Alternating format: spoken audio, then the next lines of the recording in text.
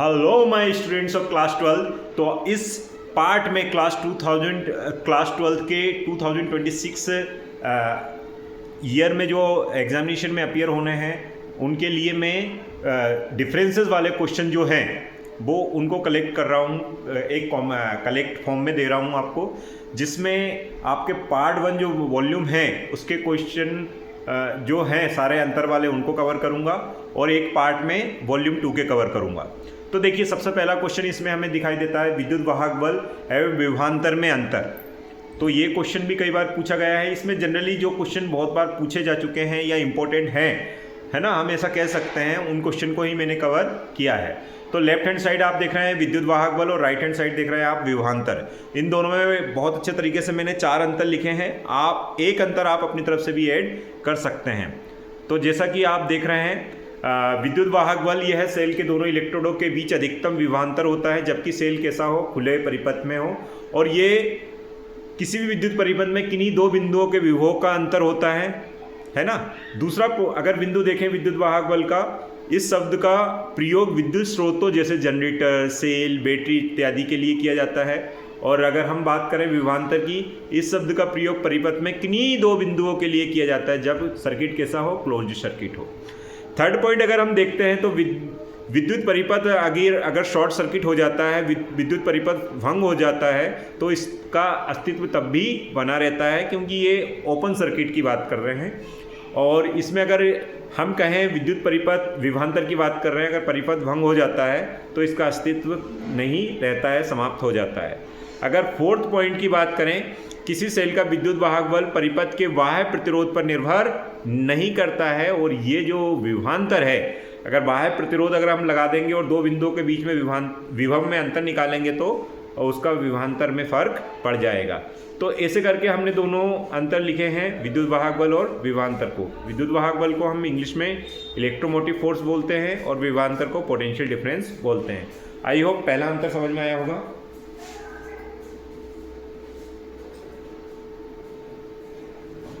अब दूसरे अंतर को देखते हैं बच्चों। तो दूसरे अंतर में मुझे दिख रहा है यहाँ पर विद्युत बल तथा चुंबकीय बल में अंतर। विद्युत बल को हम इलेक्ट्रिक फोर्स और चुंबकीय बल को हम मैग्नेटिक फोर्स कहते हैं।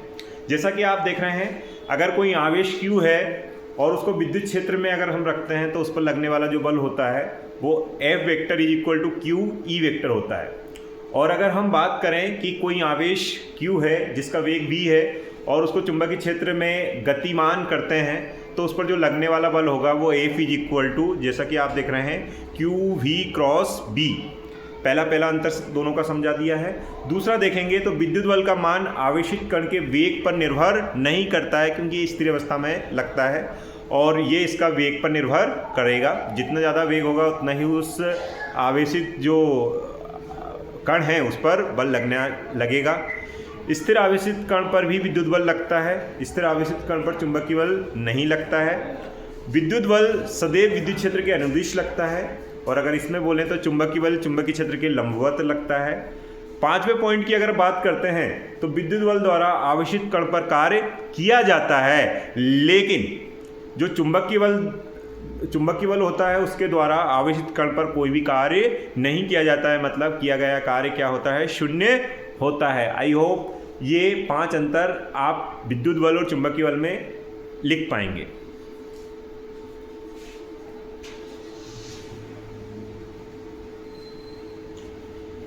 तीसरा अंतर देखते हैं बच्चों। तीसरा जो कि हमारा चैप्टर नंबर 3 का ही है, अमीटर और वोल्टमीटर में अंतर। जैसा कि आपको पता होगा, अमीटर जो डिवाइस होती है जिसका हम अगर पूरा नाम समझने की कोशिश करें तो एम्पियर मीटर होता है इसका पूरा नाम, जो कि जो सर्किट होता है उसमें धारा मापने का काम करता है।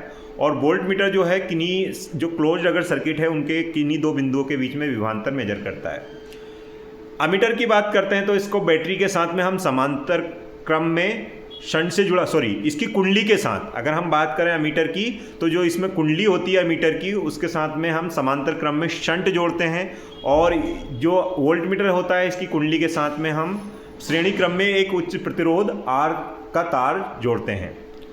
तीसरा बिंदु अगर हम देखें अमीटर और वोल्टमीटर का, तो अमीटर का अगर हम देखते हैं तो इसे परिपथ में श्रेणी क्रम में जोड़ा जाता है अमीटर को। क्योंकि इसका प्रतिरोध बहुत कम होता है तो हम इसको श्रेणी क्रम में जोड़ सकते हैं। और वोल्ट मीटर को हमेशा हम समांतर क्रम में जोड़ते हैं बैटरी के साथ या प्रतिरोध के साथ भी कह सकते हैं। कारण क्या है, इसका प्रतिरोध बहुत हाई होता है तो हम इसको श्रेणी क्रम में नहीं जोड़ सकते हैं। अगर चौथे पॉइंट की बात करें, इसका प्रतिरोध बहुत अल्प होता है, किसका, अमीटर का। और अगर वोल्ट मीटर की बात करें तो इसका प्रतिरोध अत्यधिक होता है। अगर हम बात करते हैं अमीटर की और एक आइडियल अमीटर की बात करें, एक आदर्श अमीटर की बात करें, तो इसका प्रतिरोध नगण्य माना जाता है, शून्य माना जाता है।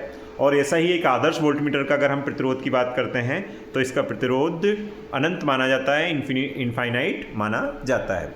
तो आई होप अमीटर और वोल्ट मीटर में भी अंतर आपको समझ में आ गए होंगे, जैसा कि आपको नोट्स में दिखाई दे रहा है। आगे वाली स्लाइड को चेंज करता हूँ।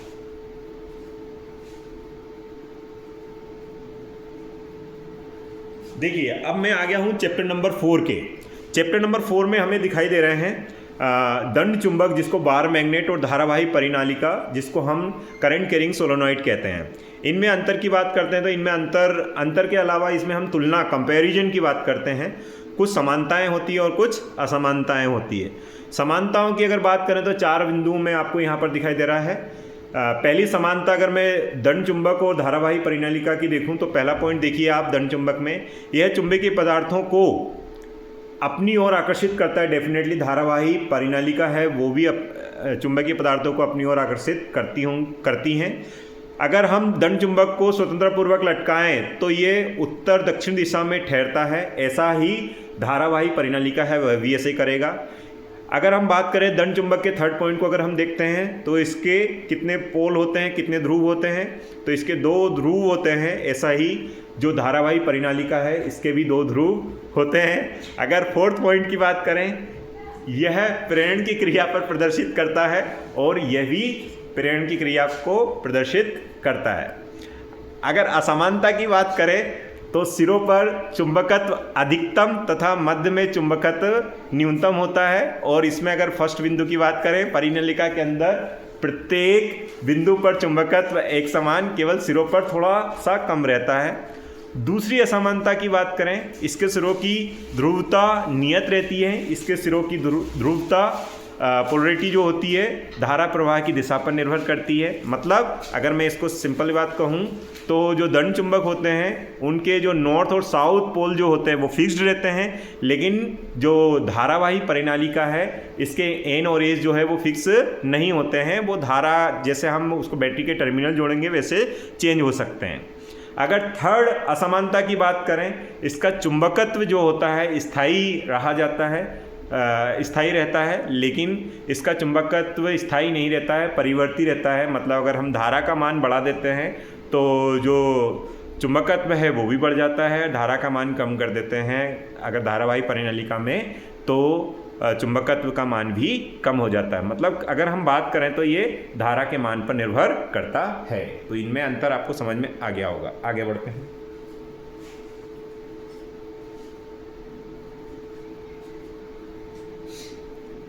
अब अगर अगला अंतर देखते हैं तो बच्चों, ये क्वेश्चन कई बार पूछा जा चुका है कि प्रतिचुंबकीय, अनुचुंबकीय, लोह चुंबकीय जो पदार्थ होते हैं उनमें क्या अंतर होता है। तो मैं अगर आपसे बात करूं, देखिए अंतर कई बार बच्चे याद कर लेते हैं, लेकिन वो लोह चुंबकीय, अनुचुंबकीय और प्रतिचुंबकीय को कहाँ लिखना है तो वो कंफ्यूज रहते हैं। तो बच्चों इसमें ध्यान रखना है आपको। अगर जैसे मैं इनके अंतर की बात करूं तो पहला हमने क्या लिखा है, डायामैग्नेटिक मटेरियल, दूसरा हमने लिखा पैरामैग्नेटिक मटेरियल, और थर्ड पोजीशन पे जो दिख रहा है वो फेरोमैग्नेटिक मटेरियल। तो अब इनके अंतर अगर हम बात करें कि पहला पॉइंट में आप पहले वाले बिंदु में आप क्या लिखना है, आपको प्रतिचुंबकीय पदार्थ है ना, जैसा कि आप यहाँ पर देख रहे हैं। ये कौन सा पदार्थ है, प्रतिचुंबकीय पदार्थ, दूसरा कौन सा है, अनुचुंबकीय पदार्थ, और तीसरा कौन सा है, लोह चुंबकीय पदार्थ। तो ये सीक्वेंस में लिखना।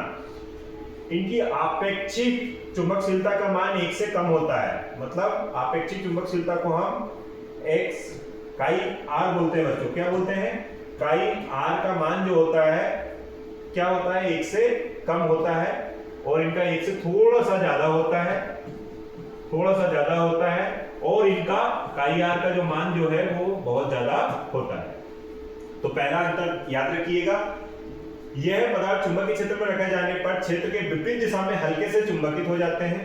प्रतिचुंबकीय की बात करते हैं। अनुचुंबकीय की बात करते हैं, यह पदार्थ चुंबकीय क्षेत्र में रखे जाने पर क्षेत्र की दिशा में हल्के से चुंबकित होते हैं और ये प्रबलता से चुंबकित होते हैं। दूसरा अंतर भी आप याद रखिएगा। तीसरा अंतर समझते हैं बच्चों, इन पदार्थों की चुंबकीय प्रवृत्ति कम तथा ऋणात्मक होती है, किसकी? डायमैग्नेटिक मटेरियल की। इन पदार्थों की चुंबकीय प्रवृत्ति कम तथा धनात्मक होती है और इन पदार्थों की चुंबकीय प्रवृत्ति बहुत अधिक और कैसी होती है? धनात्मक होती है। अगर चौथे बिंदु की बात करें प्रतिचुंबकीय पदार्थ की, तो यह पदार्थ ठोस, द्रव तथा गैस में होते हैं। अनुचुंबकीय पदार्थ की बात करें तो ये भी तीनों अवस्था में होते हैं। लेकिन अगर लोह चुंबक की बात करें तो यह केवल क्रिस्टलीय ठोसों में होते हैं, ठीक है। और अगर उदाहरण बहुत जरूरी है, क्योंकि कई बार हमारे क्वेश्चन में उदाहरण के साथ पूछ लेते कि भैया बताइए किस प्रकार का पदार्थ है। तो अगर हम बोले bismuth, Ag, Au, Cu, N2, H2, ये किसके उदाहरण है? तो ये डायमैग्नेटिक मटेरियल के उदाहरण है। डायमैग्नेटिक मतलब प्रतिचुंबकीय पदार्थ के उदाहरण है। अगर हम बात करें अनुचुंबकीय पदार्थ की, तो अनुचुंबकीय पदार्थ में हमारे पास Pt, Al, Na, O2, Ca, ये सब किसके? अनुचुंबकीय पदार्थ के। और अगर देखा जाए तो मेन जो मैग्नेटिक मटेरियल्स है वो होते हैं हमारे निकिल, कोबाल्ट, आयरन आदि, ठीक है बच्चों। तो ये हमने तीनों, ये अंतर कई बार पूछा गया है, तो मैं इसको अगर इंपॉर्टेंट लिखूं तो कोई बहुत बड़ी बात नहीं है, लेकिन अंतर वाले तो क्वेश्चन आपको करना ही है, क्योंकि अंतर वाले क्वेश्चन कई बार पूछे गए हैं। अगली स्लाइड में देखते हैं बच्चों। इस स्लाइड में है अन्योन प्रेरण तथा स्वप्रेरण में अंतर। अच्छा, इसमें स्वप्रेरकत्व तथा अन्योन प्रेरकत्व में भी अंतर पूछ लेते हैं। तो अगर आप टॉपिक्स पढ़ते हैं और स्वप्रेरकत्व अन्योन प्रेरकत्व में अगर अंतर बताना आ जाते हैं तो बहुत अच्छा होगा, क्योंकि कई बार स्वप्रेरण और अन्योन प्रेरण ना पूछकर वो स्वप्रेरकत्व तथा अन्योन प्रेरकत्व में भी अंतर पूछते हैं। तो स्वप्रेरण को हम इंग्लिश में बोलते हैं सेल्फ इंडक्शन और अन्योन प्रेरण को इंग्लिश में बोलते हैं म्यूचुअल इंडक्शन। अगर मैं बात करूं इनके अंतर की, तो मैंने 3 अंतर लिखे हैं। एक चौथा जो है मैं आपको होमवर्क में दे रहा हूं कि आप ये अंतर लिख लें। कुंडली में बहने वाली धारा के मान में परिवर्तन करने पर उसकी कुंडली में ही धारा प्रेरित हो जाती है। इस घटना को हम स्वप्रेरण बोलते हैं। बच्चों, इसमें अंतर के साथ साथ में इसमें परिभाषा भी होगी। मान लो आपसे पूछ लेते हैं कि स्वप्रेरण को परिभाषित कीजिए, तो आप ऐसी परिभाषा लिख सकते हैं। और अगर कुंडली में बहने वाली धारा के मान में परिवर्तन करने पर पास रखी दूसरी कुंडली में धारा प्रेरित हो जाती है, इस घटना को क्या बोलते हैं? अन्योन प्रेरण कहते हैं। इसमें एक कुंडली होती है और इसमें कितनी कुंडलियां होती है? 2 कुंडलियां होती है बच्चों। प्रेरित धारा मुख्य धारा को प्रभावित करती है और इसमें प्रेरित धारा दूसरी कुंडली में बहती है, अतः मुख्य धारा को प्रत्यक्षतः मतलब डायरेक्टली प्रभावित नहीं करती है। तो आई होप ये 3 इसके अंतर आपको समझ में आ गए होंगे। चौथा अंतर आपको लिखना है अपनी तरफ से। आगे बढ़ते हैं। आगे अगर मैं बोलता हूं तो मुझे दिखता है स्टेप डाउन ट्रांसफॉर्मर, जिसको अपचाई ट्रांसफॉर्मर बोलते हैं, और दूसरा दिखता है मुझे स्टेप अप ट्रांसफॉर्मर, जिसको उच्चाई ट्रांसफॉर्मर बोलते हैं बच्चों। जैसा कि चित्र में आप यहां पर देख रहे हैं, ये वाला जो यहां पर जो आपको दिख रहा है, ये वाला जो है वो हमारा कौन सा है? ये है उच्चाई ट्रांसफॉर्मर।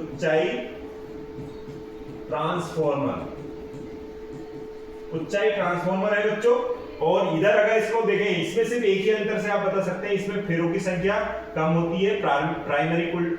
जो प्राथमिक कुंडली है और द्वितीयक कुंडली में फेरों की संख्या अधिकतम होती है। और इसका उल्टा कर देते हैं कि द्वितीयक कुंडली में फेरों की संख्या कम हो जाए और प्राथमिक में फेरों की संख्या ज्यादा हो जाए, तो वो कौन सा हो जाता है? अपचाई। और ये किसका हो गया? उच्चाई का। इसको स्टेप डाउन ट्रांसफॉर्मर कह सकते हैं। आगे समझ बच्चों। अब अगर इनका अंतर की बात करें तो यह ट्रांसफार्मर उच्च प्रत्यावर्ती विभवांतर को निम्न प्रत्यावर्ती विभवांतर में परिवर्तित करता है। यह ट्रांसफार्मर निम्न प्रत्यावर्ती विभवांतर को उच्च प्रत्यावर्ती विभवांतर में परिवर्तित करता है। मतलब अगर मैं शॉर्ट एंड स्वीट अगर आंसर बोलूं तो अपचाई ट्रांसफार्मर क्या करता है? उच्च विभवांतर को निम्न विभवांतर में, वो भी कैसा? AC को AC में ही बदलता है, ध्यान रखना है। अगर अपचाई ट्रांसफार्मर में दूसरा अंतर देखूं तो इसमें प्राथमिक कुंडली में फेरों की संख्या द्वितीयक कुंडली की अपेक्षा क्या होती है बच्चों? ज़्यादा होती है, जैसा कि आप चित्र में नीचे देख रहे हैं। और अगर इसमें देखें तो इसमें द्वितीयक कुंडली में फेरों की संख्या प्राथमिक कुंडली की अपेक्षा क्या होती है, अधिक होती है। तीसरा अंतर देखिए बच्चों, इसमें प्राथमिक कुंडली के तार द्वितीयक कुंडली के सापेक्ष पतला होता है, इसमें द्वितीयक कुंडली का तार प्राथमिक कुंडली के सापेक्ष कैसा होता है, पतला होता है ना। दूसरा अपोजिट हो गया है ना, जहाँ प्राथमिक था वहाँ पर द्वितीयक हो गया है, दोनों में अंतर समझ में आना चाहिए। यह धारा की प्रबलता को बढ़ाता है। अपचाई ट्रांसफार्मर क्या करता है, धारा की प्रबलता को बढ़ाया जाता है। जो डिवाइसेस वगैरह में जो ट्रांसफार्मर लगे होते हैं वो कौन से होते हैं, सारे के सारे अपचाई होते हैं। और उच्चाई ट्रांसफार्मर क्या करता है, ये धारा की प्रबलता को क्या कर देता है, कम कर देता है, क्योंकि ये विभवांतर को बढ़ा देता है, ठीक है। और प्रत्यावर्ती से प्रत्यावर्ती में ही कन्वर्ट करता है ट्रांसफार्मर, ये ध्यान रखना जरूरी है। ये परिणामन अनुपात जो होता है 1 से कम होता है अपचाई में, 1 से कम होता है अपचाई में, मतलब स्टेप डाउन ट्रांसफार्मर में जो के की वैल्यू होती है वो लेस देन 1 होती है, और इसमें परिणामन अनुपात टी है यहाँ पर, इसको अनुपात कर लीजिएगा। तो अनुपात जो होता है 1 से क्या होता है बच्चों, अधिक होता है, जैसा कि आप चित्र में देख रहे हैं। आगे बढ़ते हैं, नेक्स्ट अंतर देखते हैं, डायरेक्ट करंट और प्रत्यावर्ती मतलब डायरेक्ट करंट और अल्टरनेटिंग करंट में अंतर। जैसा कि आप ये अंतर देख रहे हैं, ये भी कई बार पूछा गया है, और वैसे तो ये छोटी क्लासेस में भी कई बार आपने पढ़ा भी होगा। फिर से एक बार इनको अच्छे से कर लेते हैं। जैसे दिष्ट धारा की बात करते हैं, वैसी धारा जो सिर्फ एक ही दिशा में प्रवाहित होती है दिष्ट धारा कहलाती हैं। ऐसी धारा जो समान, मतलब अगर मैं प्रत्यावर्ती धारा को पढ़ूं तो ऐसी धारा जो समान समय अंतरालों के पश्चात अपनी दिशा में परिवर्तित कर लेती हैं प्रत्यावर्ती धारा कहलाती है। अंतर आ गया दोनों में। या फिर हम कहें कि दोनों की परिभाषा हो गई। इस धारा का परिमाण दिशा समय के साथ नियत रहता है, ये दिष्ट धारा में बदलती नहीं है, और इस धारा का परिमाण एवं दिशा समय के साथ बदलता है। इसे एक स्थान से दूसरे स्थान तक ले जाने में बहुत अधिक ऊर्जा का व्यय होता है, इसलिए हम इसको लॉन्ग डिस्टेंस पर ट्रांसफ़र नहीं करते हैं, लेकिन इसको आसानी से एक स्थान से दूसरे स्थान तक ले जा सकते हैं, ताकि क्योंकि इसमें ऊर्जा का व्यय कम से कम होता है।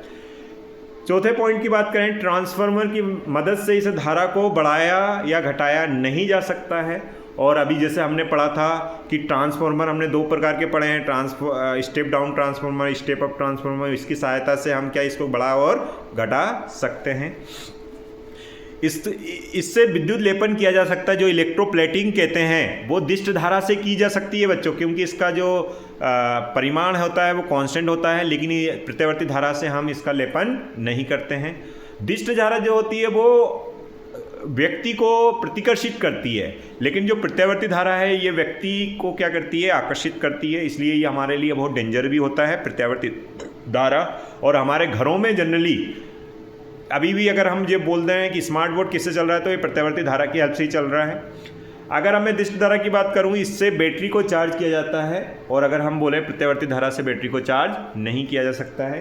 तो अगर मैं लिखना चाहूँ तो दिष्ट धारा को मैं बोलता हूँ डायरेक्ट करंट,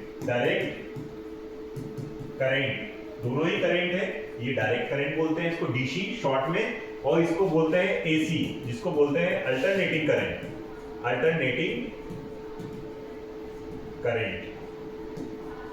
ठीक है बच्चों। आगे बढ़ते हैं। ये जैसे मुझे दिख रहा है, यहां से मैंने चैप्टर नंबर 7 तक अगर देखा तो इसमें लगभग हमने कवर कर लिए हैं। और एक लास्ट अंतर अगर हम देखें तो ये लास्ट अंतर है हमारा प्रतिरोध, प्रतिघात एवं प्रतिबाधा में अंतर। देखो बच्चों, प्रतिरोध के बारे में तो हम बहुत ज़्यादा पढ़ते हैं, और आई थिंक हमने 10th में भी पढ़ा है, लेकिन प्रतिघात और प्रतिबाधा को हम ये क्लास 12 के फिजिक्स में ही पढ़ते हैं। अगर मैं बोलूँ, प्रतिरोध को हम R से डिनोट करते हैं, प्रतिघात को हम X से डिनोट करते हैं, और प्रतिबाधा को हम Z से डिनोट करते हैं। अगर मैं प्रतिरोध के बारे में देखूं तो प्रतिरोध किसको कहते हैं, किसी चालक द्वारा धारा के मार्ग में डाले गए अवरोध को क्या कहते हैं, प्रतिरोध कहते हैं। और अगर मैं प्रतिघात को परिभाषित करूं तो प्रत्यावर्ती धारा परिपथ में प्रेरक कुंडली अथवा संधारित्र द्वारा धारा के मार्ग में डाले गए रुकावट को प्रतिघात कहते हैं। और अगर प्रतिबाधा की बात करूं तो प्रत्यावर्ती धारा परिपथ में अवमीय प्रतिरोध, प्रेरक कुंडली और संधारित्र में से 2 या 2 से अधिक द्वारा प्रत्यावर्ती धारा के मार्ग में डाले गए रुकावट को क्या बोलते हैं, प्रतिबाधा बोलते हैं। बच्चों, अगर इनके एसआई मात्रक की बात करें तो प्रतिरोध हो, प्रतिघात हो, प्रतिबाधा हो, सबके एसआई मात्रक ओम होते हैं, और सबका विमेय सूत्र भी सेम होता है। ये याद रखना है, keep it in your mind. Now प्रतिरोध का सेकंड, अगर प्रतिरोध वाले पार्ट का सेकंड वाला पार्ट देखते हैं, ऐसा ही प्रतिघात का और ऐसे प्रतिबाधा का। इसका मान प्रत्यावर्ती धारा की आवृत्ति पर निर्भर नहीं करता है, और प्रतिघात जो रहता है, प्रतिघात इसका मान प्रत्यावर्ती धारा की आवृत्ति पर निर्भर करता है। जैसा कि आप देख रहे हैं, अगर XL है तो वो ओमेगा L होगा, मतलब उसकी डायरेक्टली प्रोपोर्शनल है, और XC है तो वो उसका इन्वर्सली प्रोपोर्शनल होगा। जैसा कि आप ओमेगा देख रहे हैं, ओमेगा को आप 2πf लिख सकते हैं, मतलब वो इन्वर्सली प्रोपोर्शनल होगा XC, और XL होगा वो डायरेक्टली प्रोपोर्शनल होगा। और अगर इसकी बात करें तो इसका मान प्रत्यावर्ती धारा की आवृत्ति पर निर्भर करता है, इसका मान भी, मतलब प्रतिबाधा में भी निर्भर करता है। सूत्र में मैंने आपको बता ही दिया है, तीनों के सूत्र दिखे हैं आपको। फिर भी अगर कोई डाउट हो then you can ask in comment box. मैंने लगभग जो आपके पार्ट 1 में जितने भी अंतर वाले हैं, और एक मैंने आपको बता ही दिया कि स्वप्रेरकत्व तथा नॉन प्रेरकत्व वाला है, उसको आप अपनी तरफ से कर लें। सो आई होप आप सारे अंतर वाले क्वेश्चन को कवर कर पाएंगे। Okay, thank you.